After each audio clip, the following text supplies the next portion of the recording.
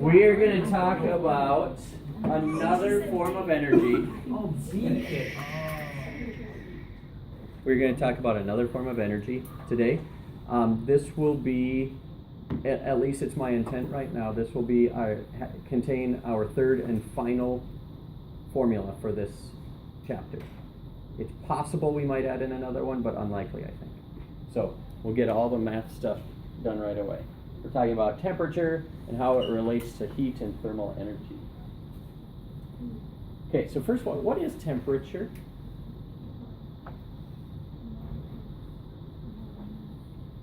Okay, it's molecules and how they move. What do you mean by that? That is a good start to a definition. Mm-hmm. The molecules are moving fast, it's hotter. All right.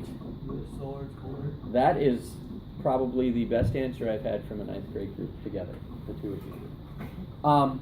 If the molecules are moving, what kind of energy do they have? Kinetic. Temperature is a measure of the average kinetic energy of all the atoms or molecules that make an object up.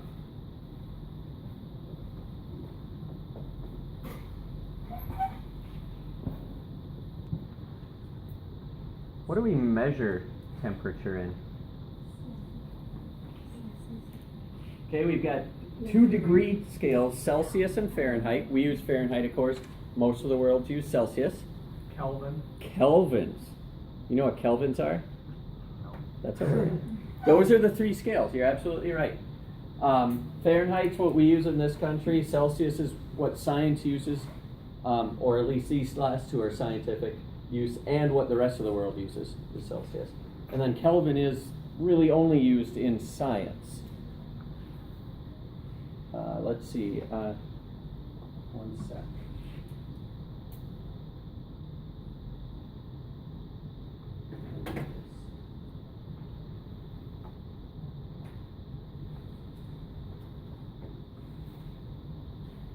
Each of these have similar, we've seen the symbols. We've got degrees Fahrenheit, degrees Celsius, not degrees Kelvin, just kelvins.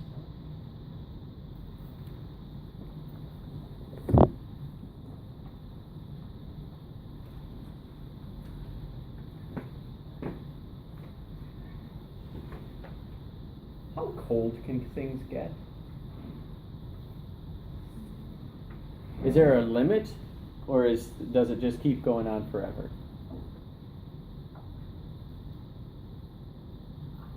Because we have a 0 on our scale and on the Celsius scale. We have negative numbers. Could they go on negative forever, do you think?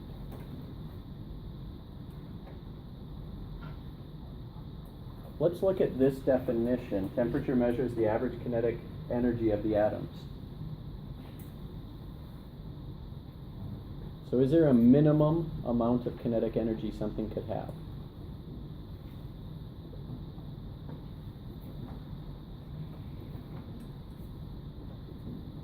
Does anyone know what negative kinetic energy looks like? I do not. So if there's no such thing as a negative kinetic energy, what's the lowest it could be? Out loud? 0.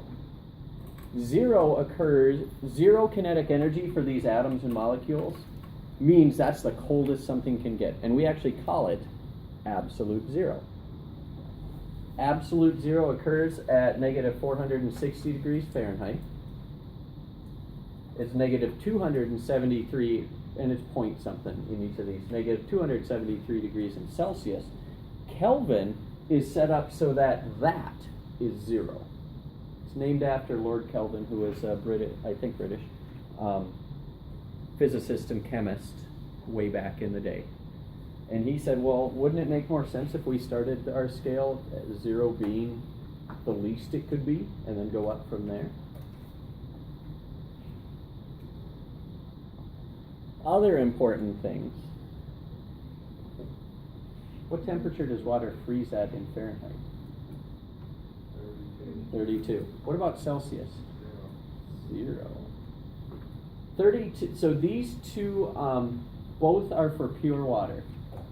when Fahrenheit did it, and he was maybe a German or an Austrian, he actually set his scale up with salt water. So he got the highest mixture of salt and water that he could and still have it in liquid form, and then saw how cold can I get it and still have it freeze, and that's what he called 0 degrees. So throwing salt on the road lowers the temperature that it'll melt at, but it will never, ever get below 0, and realistically we can't even get it down that cold. So if you're under about 20 degrees, throwing salt out on the sidewalk, it's not going to help anything, because it doesn't mix up well enough. Celsius came by and said, well, it doesn't make any sense. Why would we start salt water? Let's do pure water and call that 0. And so that made a lot more sense. Kelvin, I'm on the next one. Kelvin, since it started at 0, it actually used the same, a change in 1 Kelvin is the same as a change in 1 degree C. So he used the same amount of energy between degrees here, but since he started at 0, the melting point of water, or freezing point, is at 273. What about boiling point? What does water boil at Fahrenheit? 212. What about Celsius? 100. What about Kelvin?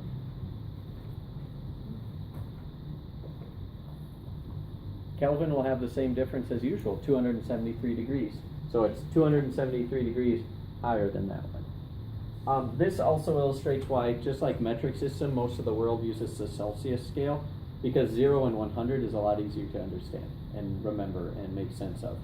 The Fahrenheit scale of 32 and 212, come on, really? I mean, it's just silly. And so we're also practically alone with the Fahrenheit scale.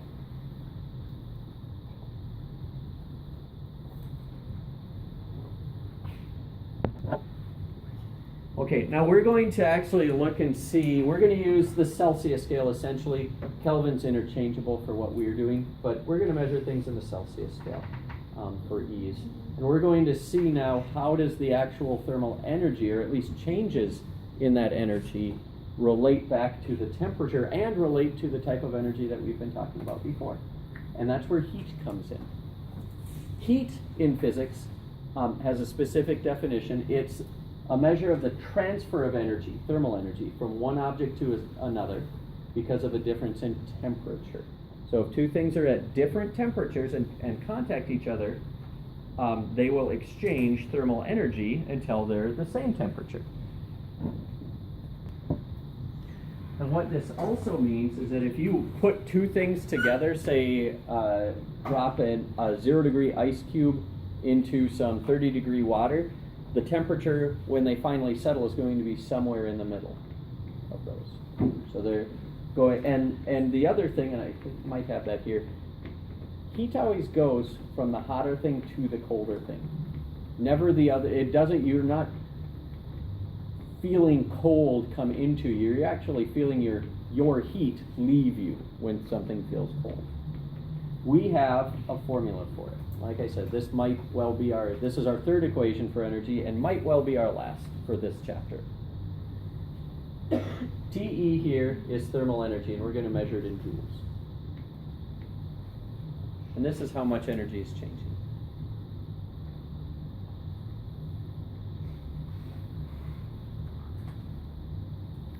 What do you think the M is?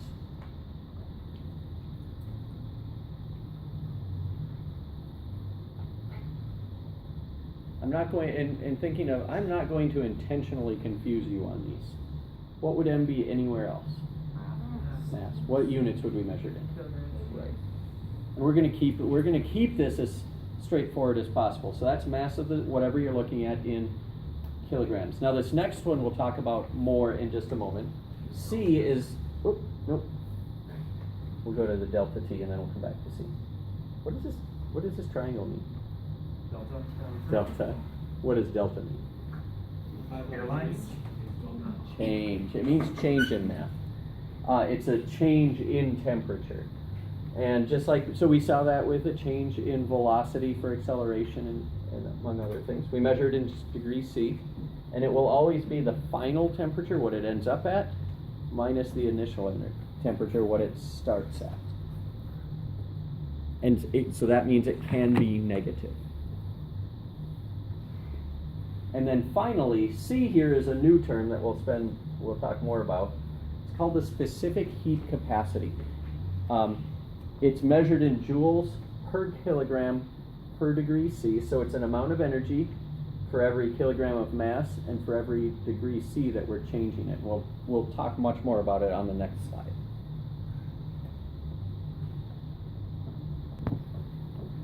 So let's talk a little bit more about that C, specific heat capacity. This describes how much energy is needed to heat a substance or how much energy it will give off as it cools. Same amount either direction.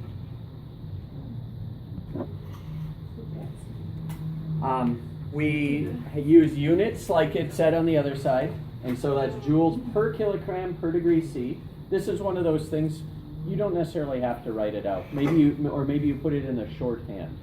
Write it like it was on the last page, which is joules per kilogram per degree C. But you've already got that written, so that's fine. Oh, you can just do that one too. And this changes. So this is how much energy is needed to raise a kilogram of any substance 1 degree C, or it's how much energy does it give up as it cools 1 degree C. And it varies widely from material to a material. Anybody have any ideas on stuff that would have a very high specific heat? So have a lot of energy involved in temperature changes. What do you think? Yeah, Jeremy? Metals. I would totally think that, right? Metals would use a lot of energy. Don't write these down yet. We're going to have a list of a couple of them. What do you think would have a very low energy associated with it?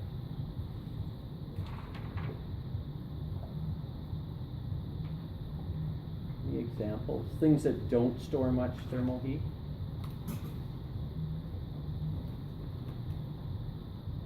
What about air? Would you think high or low?